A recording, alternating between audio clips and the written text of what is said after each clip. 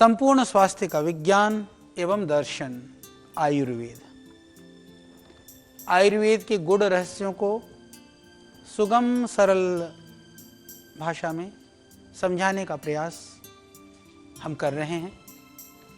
हम बात कर रहे हैं कि किस तरह से आयुर्वेद हमारे जीवन के लिए ज़रूरी है, महत्वपूर्ण है, या आयुर्वेद के हिसाब से रोग क्या है, कारण क्या है, बचाव के उपाय क्या हैं, चिकित्सा क्या है, इन सब के ऊपर हम चर्चा करेंगे, बात करेंगे। तो आज हम बात करने वाले हैं कि प्राचीन काल में जो रोगों के कारण ऋषियों ने माने थे, या अभी जो वर्तमान में जो रोगों के कारण माने गए हैं आधुनिक चिकित्सा विज्ञान के अंदर, या जो उसके बचाव के लिए जो कारण माने गए हैं, उसकी हम थोड़ी सी तुलनात्मक चिंतन करते हैं, थोड़ी सी बात करते हैं। तो आप देखेंगे कि जो आजकल जो मॉडर्न मेडिकल साइंस है, उसके अंदर रोग उत्पत्ति के लिए उन्होंने 7 कारण माने हैं। तो 7 कारण में सबसे पहला कारण मानते हैं वो आनुवांशिक जो रोग हैं, जो जेनेटिक डिजीज़ हैं, तो ये एक मुख्य कारण माना जाता है। तो आगे हम इसकी चर्चा करेंगे। तो जेनेटिक डिजीज़ के ऊपर आयुर्वेद में भी बहुत पहले से ही बहुत ही वर्णन है। दूसरा कारण ये मानते हैं जो जीवाणु एवं विषाणुजन्य रोग, कि जैसे आप देख रहे हैं बैक्टीरियल और वायरल डिजीज़। बैक्टीरियल डिजीज़ की बात आती है जो डेंगू, चिकनगुनिया आदि टाइप में, अभी वायरल में अभी आप देख रहे हैं कि ये कोरोना जैसे कोविड-19 का जैसा महामारी जैसे फैल रही है, ये बार बार इस तरह के जो रोग होते हैं। दूसरा कारण वो माना गया है। तीसरा कारण माना गया है कि पर्यावरण का जो दुष्प्रभाव से उत्पन्न रोग, यानी कि पर्यावरण को हमने गड़बड़ कर दिया, कार्बन वगैरह की वृद्धि हो गई, वातावरण प्रदूषित हो गया, वायु जल आदि जो प्रदूषित हो गया, तो जो इन्वायरमेंटल जो डिजीज़ हैं, तो इन्वायरमेंटल कारण से जो डिजीज़ पैदा होती है, वो कारण मुख्य कारण माना गया।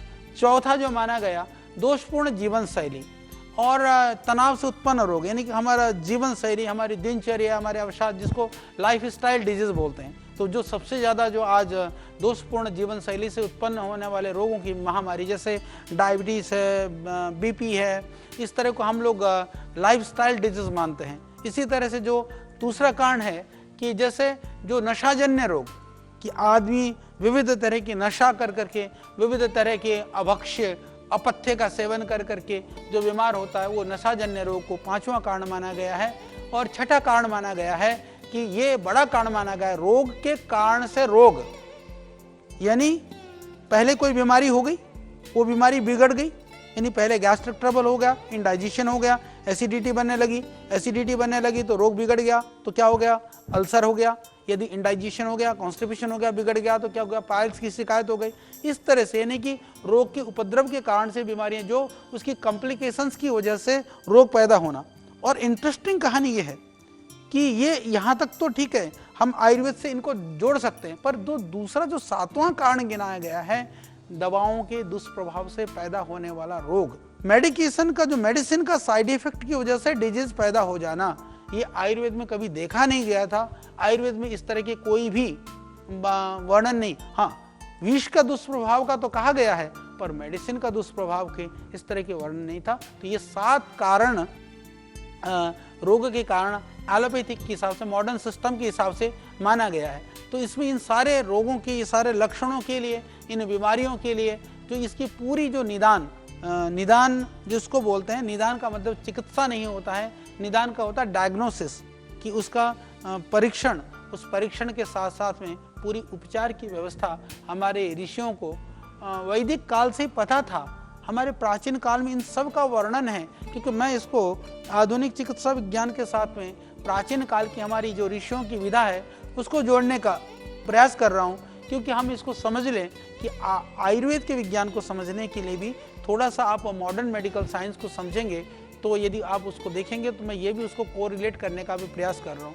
जो आज का जो आधुनिक चिकित्सा विज्ञान है, मॉडर्न मेडिकल साइंस है, उसमें विशेष कर करके अभी जो 7 क्षेत्रों में जैसे 7 कारण गिनाए गए हैं, तो वो 7 क्षेत्रों में विशेष रूप से काम भी कर रहा है। हम ये भी कह सकते हैं कि जो मॉडर्न मेडिकल साइंस है, उसका जो लक्ष्य है, वो 7 उसके मुख्य लक्ष्य हैं। तो वो जो उन रोगों के लिए, जैसे रोग के 7 कारण हो गए, कारण बीच में बीमारी, उसके समाधान, 7 कारण, सारी बीमारी, 7 समाधान। तो अब मैं बात कर रहा हूं 7 समाधान यानी 7 लक्ष्य। तो उसमें से जो पहला लक्ष्य है वह है, जिसको हम बोलते हैं प्राथमिक रोकथाम यानी प्राइमरी प्रिवेंशन। सबसे पहला काम है, यानी रोग हो तो होने से, हमारा तो आयुर्वेद तो उससे पहले की बात करता है, यहाँ प्राथमिक रोकथाम की बात पहले की जाती है, पर आयुर्वेद हमारा कहता है स्वस्थ से स्वास्थ्य रक्षणम, यानी प्राथमिक रोकथाम की नौबत भी ना आए, रोग होने से पहले ही रोग का शमन हो जाए। ये दुनिया में कोई दूसरी पैथी नहीं कहती है। देखो, बीमार होकर के औषधि का सेवन करना मेरे भाई, यह एक मजबूरी है, क्योंकि उसके बिना फिर हम जीवन कैसे चला पाएंगे। पर यदि हम बीमार न हो, इसके लिए उपाय करें, तो ये हमारी विशेषता होगी। तो ये विधा कि कोई व्यक्ति रोगी ही ना हो, ये कोई पैथी बात नहीं करता है। सिर्फ और सिर्फ योग और आयुर्वेद यानी हमारी ऋषियों की विधा ही इसकी बात करती है। तो विविध तरह के जो भोजन है, विविध तरह की दिनचर्या है, विविध तरह की सावधानी है, विविध तरह की क्रियाएं हैं, इनका जितना गहनता के साथ में, जितनी गहराई के साथ में, जितनी वैज्ञानिकता के साथ में हमारे शास्त्रों में वर्णन है, वह अन्यत्र नहीं है। तो मेरी बात को आप सुने। तो इसीलिए एलोपैथिक शुरू होता है प्राइमरी प्रिवेंशन से, हम शुरू होता है स्वस्थ से स्वस्थ रक्षणम से। तो फर्क यही है। तो पहले प्राइमरी जो प्रिवेंशन है, फिर उसके बाद दूसरा आता है सेकेंडरी प्रिवेंशन यानी द्वितीयक रोकथाम। प्राथमिक के साथ में, फिर प्राथमिक लेवल पर हम नहीं कर पाए तो हम दूसरे लेवल पर करें। तो सेकेंडरी प्रिवेंशन के अंदर 2 चीज आती हैं, एक तो सेकेंडरी प्रिवेंशन हो गया, फिर तीसरा आता है हम कंट्रोल करें, यानी कि उसके बाद सेकेंडरी में भी नहीं हुआ, वैसे ही ठीक नहीं हुआ, तो अब कंट्रोल करने के उपाय करें। जैसे अभी प्राइमरी प्रिवेंशन हो गया, एक तरफ से लॉकडाउन कर दिया। सेकेंडरी प्रिवेंशन हो गया कि आप बिल्कुल ही और सावधानी बरतिए, नहीं हुआ तो फिर अब किसी तरह से उसको कंट्रोल किया जाए कि और रोकने का उपाय किया जाए। फिर नहीं हुआ तो चौथा होता है जिसको बोलते हैं उपचार यानी क्योर। तो ये चार लक्षण से ये चार कारण हुए। 5वां हुआ एक्यूट मैनेजमेंट। एक्यूट मैनेजमेंट के बाद में जो रिहेबिलिटेशन जिसको हम बोलते हैं पुनः स्थापन। तो रिहेबिलिटेशन के बाद में फिर 7वां होता है, हम कहते हैं जिसको शमन चिकित्सा यानी पैलिएशन का। तो पैलिएशन यानी कि पूरी तरह से उसको रोग को शांत करने के हिसाब से जो उपाय हो सकते हैं। यदि मैं बात करूं कि यदि हम चिकित्सा के इन 7 क्षेत्रों को जो आधुनिक चिकित्सा विज्ञान में जो इन लोगों ने जो लक्ष्य रखे हैं, उन लक्ष्यों को यदि मैं बात करूं, आयुर्वेद जो हमारी परंपरागत चिकित्सा है, योग की बात है, प्राकृतिक चिकित्सा है, यदि हम इसको बहुत ही तुलनात्मक और गहरे रूप में यदि हम अध्ययन करते हैं तो निश्चित रूप से हम इस निष्कर्ष पर पहुंचते हैं कि इसमें जो हमारी प्राचीन पद्धतियां हैं वो कहीं ना कहीं आगे से, मॉडर्न से बहुत आगे हैं। सिर्फ एक ही चीज़ में मैं फिर बार बार कहना चाहूँगा, मॉडर्न सिर्फ एक चीज़ में आगे है, वो है एक्यूट मैनेजमेंट। वहाँ आज हम पिछड़े हुए हैं।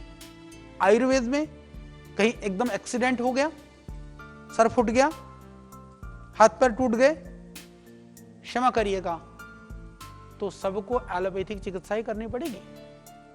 आयुर्वेद में एकदम सर्जरी की वो व्यवस्था नहीं है, एक्यूट मैनेजमेंट नहीं है। हालांकि मैं एक बात और कहना चाहता हूं कि जो एक्यूट मैनेजमेंट में जितने भी जो शल्य क्रियाएं आदि का प्रयोग होता है वो कोई पैथी नहीं है, क्योंकि हमारे चरक आदि जो सुश्रुत आदि जो ऋषियों ने प्राचीन काल में जिस शल्य की बात की है, जो आज भी शल्य के जो जनक हैं, भीष्म पितामह हैं, वो ऋषि चरक को मानती पूरी दुनिया।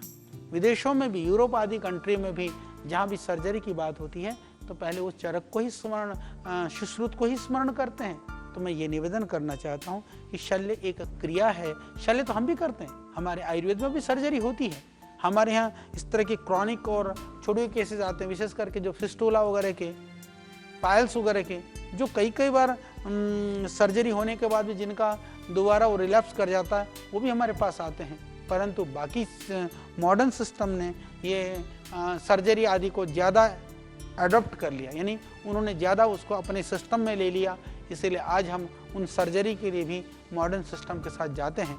तो मैं ये कहना चाहता हूँ कि जो हमारी बाकी चीज़ों के लिए जो हमारी प्राचीन पद्धति है, हमारी जो चिकित्सा पद्धति है, वो अत्यंत श्रेष्ठ है।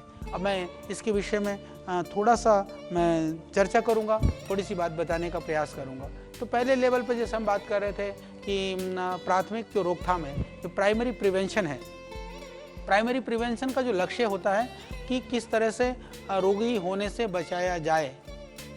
तो रोगी होने से बचाया जाए तो चिकित्सा पद्धति में इसके लिए थोड़ा सा मॉडर्न ने उपाय किए हैं कि रोगी ही ना हो, रोगी ही ना हो। तो इसके लिए आधुनिक क्या करता है?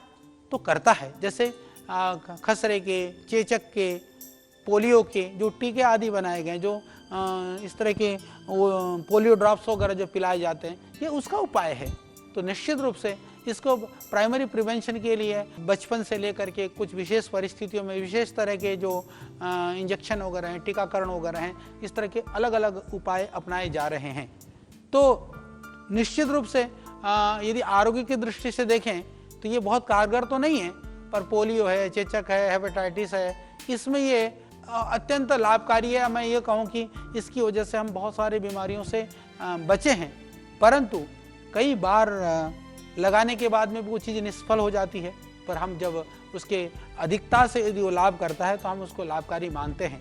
परंतु हम, जैसे मैंने पहले भी कहा कि यदि योग की बात करूं, आयुर्वेद प्राकृतिक चिकित्सा की बात करूं, तो हम कह सकते हैं कि ये चिकित्सा पद्धति होने के साथ साथ में ये मूलतः श्रेष्ठ और वैज्ञानिक जीवन पद्धति हैं। इसको हमें कभी नहीं भूलना चाहिए, क्योंकि जो आधुनिक चिकित्सा पद्धति है, आधुनिक जो दवा है, कभी भी ये हमारी जीवन पद्धति नहीं हो सकती है। यानी प्राइमरी प्रिवेंशन में भी यदि हम उसको जीवन पद्धति से जिस चीज़ को ठीक कर सकते हैं, वो पार्ट बहुत बड़ा है। प्राइमरी प्रिवेंशन के अंदर जिन चीज़ों से हम कुछ रोगों को ठीक कर सकते हैं, उसका प्रतिशत कम है। यानी कि पोलियो होता था हजारों को, शायद करोड़ों की आबादी में कई हजारों को हो जाए, तो उससे हमने प्रिवेंशन से रोका।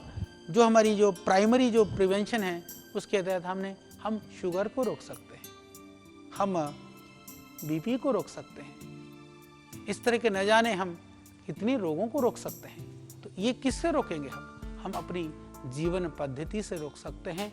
इसीलिए जो व्यक्ति प्रतिदिन योगाभ्यास करेगा, आयुर्वेद में बताए गए जैसे हम प्रतिदिन बताते हैं, श्रद्धेय स्वामी जी हर रोज़ बोलते हैं कि आंवला का सेवन करिए, गिलोय का सेवन करिए, तुलसी का सेवन करिए, पतंजलि के आंवला जूस और घृत कुमारी सोरस। इसमें भी मैं बताना चाहता हूँ, भारतवर्ष में सबसे पहले आंवले का जूस पतंजलि ने शुरू किया। घृत कुमारी जैसा जो एलोवेरा जूस भी विदेशों से आता था, हम लोगों ने देखा कि वो इतना महंगा आता था उस समय पर। आज मुझे याद है करीबन ये 8-10 साल पहले की बात है, उस समय पर 1200-1300 रुपये लीटर एलोवेरा का जूस हिंदुस्तान में बिकता था। जब पतंजलि ने शुरू करा, उन कंपनियों का जूस जो 1200-1300 रुपये वाले आज 200-250 रुपये में आ गए। तो मैं इसलिए बताना चाहता हूँ कि हमारा लक्ष्य, कई बार लोग कहते हैं कि बाबा जी आप तो बिजनेस कर रहे हैं, हमें खुशी है कि यदि हमारे जन सेवा के इस अभियान को आपको व्यापार लगता है, तो इस व्यापार को करने में हमें बहुत प्रसन्नता है।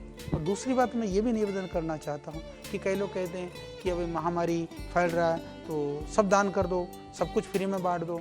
मैं एक बात निवेदन करना चाहता हूँ कि जो कुछ भी आया है वह साधन के रूप में जब होगा ही नहीं, सारे बांट देंगे, कल बनाने के लिए रॉ मटेरियल कहाँ से आएगा, पैकेजिंग चीज़ें कहाँ से आएंगी, बनेंगे कैसे? प्रति माह आज हमारे पास करीबन 30,000 के लगभग कर्मयोगी भाई बहन काम करते हैं। भगवान ने यदि डायरेक्ट इनडायरेक्ट देखें तो लाखों परिवार आज जो पतंजलि के आश्रय लेकर के जिनका परिवार का जीवन का निर्वहन हो रहा है, क्या उनका जीवन चलाना, उनको वेतन आदि से पारिश्रमिक दे करके उनको जीवन में आगे बढ़ाना, क्या ये सेवा का कार्य नहीं है?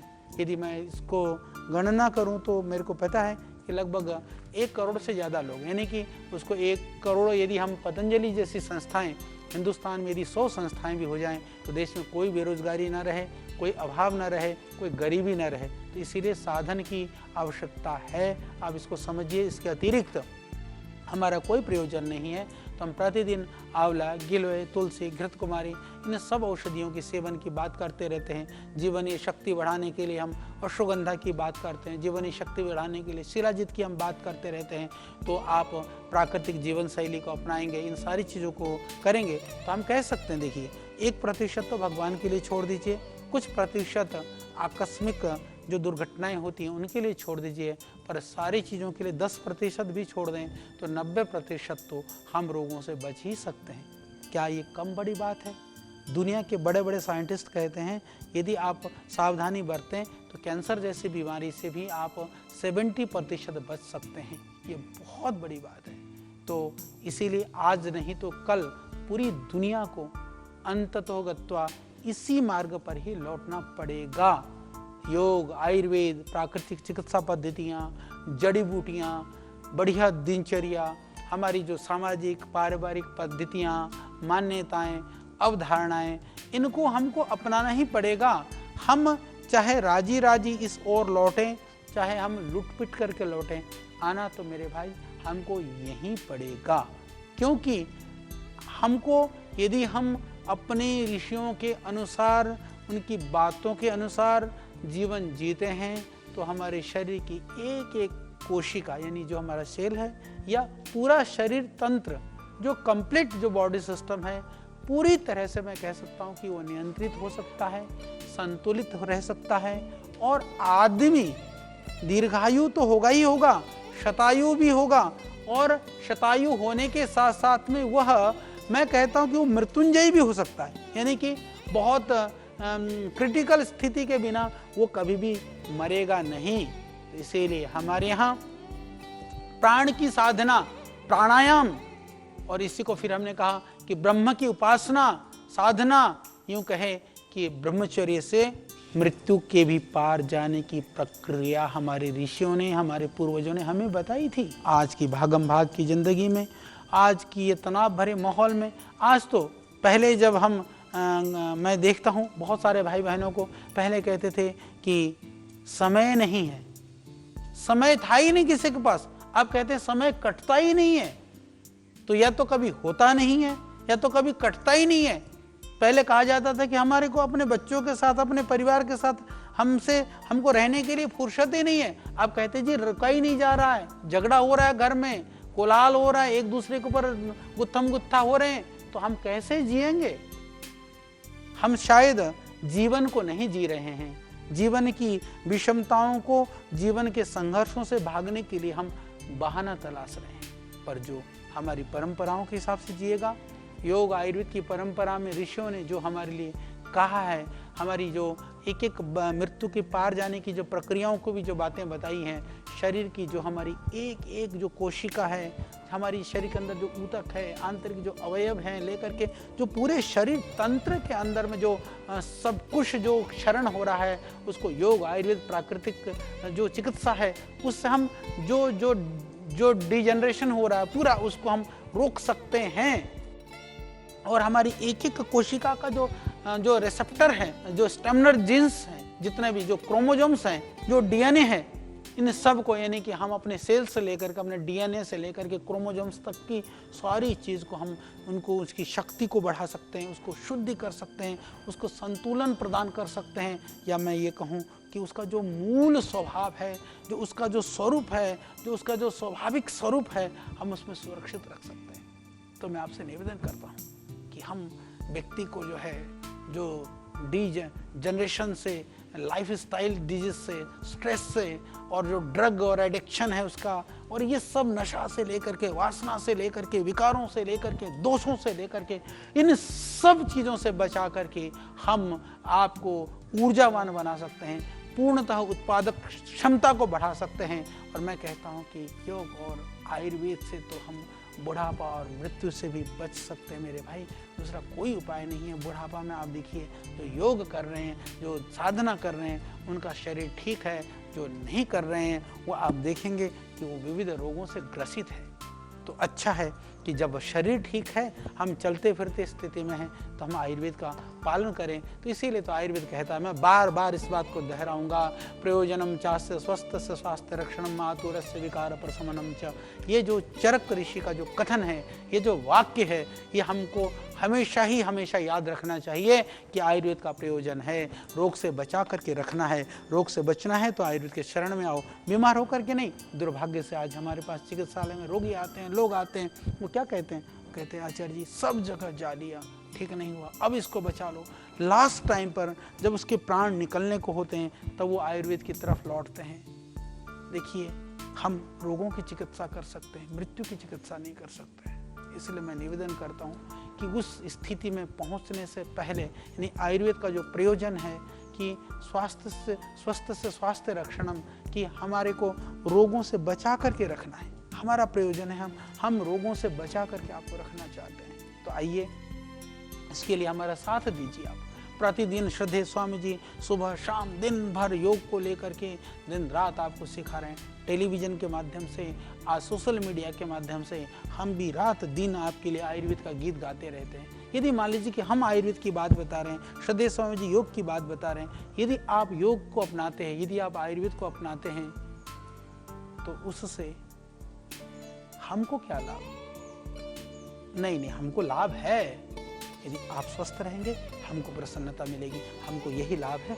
इसीलिए हम चाहते हैं कि आप स्वस्थ रहें। इसीलिए हमारे ऋषियों ने स्वस्थ व्रत की बात की, ऋतुचर्या की बात करी, दिनचर्या की बात करी। ये सब जो विधान किया गया शास्त्रों में, इसीलिए तो किया गया है। ये कोई हमारा वो नहीं है, यहाँ हमारा बनाया हुआ नहीं है, ये हमारी विधा नहीं है, ये हमारा कोई हमने कल्पनाएं की नहीं है। ये हमारे ऋषियों ने इतना तप किया, पुरुषार्थ किया, वर्षों तक जिन ऋषियों ने अपने जीवन को खपा दिया, न जाने जो सहस्र ऋषियों ने जो अपने को खपा करके, अनुसंधान करके, जीवन लगा करके जो विधा हमको आज सहज रूप से दिया है, हम इसको इतने हल्के में ना लें। क्योंकि कोई एक गिलास पानी भी पिला देता है तो हम उसको थैंक्स कहना नहीं भूलते हैं, हम धन्यवाद कहना नहीं भूलते हैं। पर जिन ऋषियों ने हमको इतना सारा जो ज्ञान दिया, इतनी सारी प्रतिभाएं और क्षमताएं दी, जो हम लोग सिखा रखते हैं, जो हम यज्ञोपवीत पहनते हैं, ये भी इसीलिए था कि इन हम ऋषियों के ऋण को समझें, उस ऋण को समझ करके ऊऋण होने के लिए हम प्रयास करें। ये बहुत ज़रूरी है। और जहाँ तक बात है वंशानुगत रोगों की बात है, तो जेनेटिक अनुवांशिक जो रोग हैं उसमें उच्च रक्तचाप है, अस्थमा है, गठिया है, इन लोगों को भी बहुत पूरी तरह से रोग मुक्त हुए हैं। बहुत सारे लोग होते हैं यहाँ आकर के, तो जिन लोगों को जेनेटिक रोग होने की संभावना है उनको भी रोगग्रस्त होने से बचाया जा सकता है मेरे भाई, योग और आयुर्वेद के माध्यम से। चिकित्सा विज्ञान की दृष्टि से ये हमारा बहुत बड़ा अनुभव है, उपलब्धि है। हमारे 1500 से ज़्यादा चिकित्सक आज इस कार्य में लगे हुए हैं। तो दुनिया के लिए मैं कह सकता हूँ आयुर्वेद की यह बहुत बड़ी देन है, और उस आयुर्वेद की देन को जग जग तक पहुँचाने का कार्य पतंजलि के माध्यम से निस्वार्थ भाव से आज पतंजलि कर रहा है। इसके लिए हमें गर्व और गौरव है। बस कृपा इतनी कर लेना, आप भी उस विधा से जुड़ लेना। पर मैं कहता हूँ कि आज और काम करने की आवश्यकता, अनुसंधान की आवश्यकता है, और साधन जोड़ने की आवश्यकता है। मैं कह सकता हूँ कि यदि सरकार, क्योंकि अभी हम कोई शिकायत नहीं करेंगे, हमने सोच लिया कि जैसे ट्रक के पीछे लिखा होता है ना कि दम है तो पास कर, नहीं तो बर्दाश्त कर। तो दम होगा तो हमें पास करना है, लक्ष्य को प्राप्त करना है, हमें किसी की शिकायत नहीं करनी है। पर हम आपसे सहयोग की अपेक्षा जरूर करते हैं। तो आप सहयोग कैसे कर सकते हैं? साधन से कर सकते हैं, धन से कर सकते हैं, दान से कर सकते हैं, और कुछ नहीं कर सकते तो मेरे भाई अपने दिनचर्या को ठीक करके योग आयुर्वेद को अपना करके कर सकते हैं। तो आप अपने लिए न सही, अपने पारिवारिक जनों के लिए तो इस योग और आयुर्वेद को अपना लो। आप अपने लिए न सही, हमारे लिए ही सही कर लो। तो मैं यही निवेदन करता हूँ। तो जिससे कि इस आयुर्वेद को प्रोत्साहन मिलेगा तो ये विश्व पटल पर स्थापित होगा। और मैं कह सकता हूँ कि हमारा जो कहने का तात्पर्य है कि जो प्राइमरी जो प्रिवेंशन है उसमें हम 80 से 90% इस चिकित्सा पद्धति कोई कारगर है तो वो आयुर्वेद और योग है, प्राकृतिक चिकित्सा पद्धति है, यही उपचार है, ये इसका हिस्सा है। तो हम इसके बाद में हम सेकेंडरी प्रिवेंशन की बात करेंगे। तो प्राइमरी प्रिवेंशन को मैंने समझाया कि किस तरह से हमको रोग होने से पहले ही रोगों से बचाया जा सकता है, रोका जा सकता है। यह सिर्फ और सिर्फ आयुर्वेद से ही संभव है। योग से ही संभव है, उसको अपनाने से ही संभव है। तो आइए हम आयुर्वेद की चर्चा नहीं, आयुर्वेद की कथा नहीं, आयुर्वेद का आचरण, आयुर्वेद को अपने जीवन में उतारने का संकल्प लें। और हमारा सौभाग्य है, आपकी नई पीढ़ी का सौभाग्य है, श्रद्धेय स्वामी जी जैसे व्यक्तित्व इस समय हमारे इस देश में हैं और पतंजलि जैसी संस्थाएं आपकी सेवा के लिए, चाहे कितनी भी प्रतिकूलताएं हों, कितने भी संघर्ष हो, पर हम पूरी जी जान से जुटे हुए हैं। तो आइए तो हम प्राइमरी प्रिवेंशन यानी पहले लेवल पर, प्राथमिक लेवल पर ही इन रोगों को बढ़ने से रोक सकें, समूल समाप्त कर सकें। तो कल हम चर्चा करेंगे सेकेंडरी प्रिवेंशन के ऊपर, द्वितीय रोकथाम के ऊपर। तब तक आप संकल्प लीजिए, योग और आयुर्वेद को आज से ही करना शुरू कर दीजिए। धन्यवाद। ऋषियों के ज्ञान से लेकर प्रकृति के वरदान तक, आयु के विज्ञान से लेकर आयुर्वेद के सिद्धांत तक, प्राचीन चिकित्सा पद्धति के हर पहलू का प्रासंगिक विवेचन। ऋषिकल श्रद्धेय आचार्य बालकृष्ण जी द्वारा सरल भाषा में स्वरचित सृजन, हिंदी अंग्रेजी सहित विश्व के 70 से अधिक भाषाओं में लाखों की संख्या में प्रकाशित बेस्ट सेलर अद्वितीय ग्रंथ आयुर्वेद सिद्धांत रहस्य। आज ही घर लाएं। आयुर्वेद से स्वस्थ जीवन का आधार पाएं।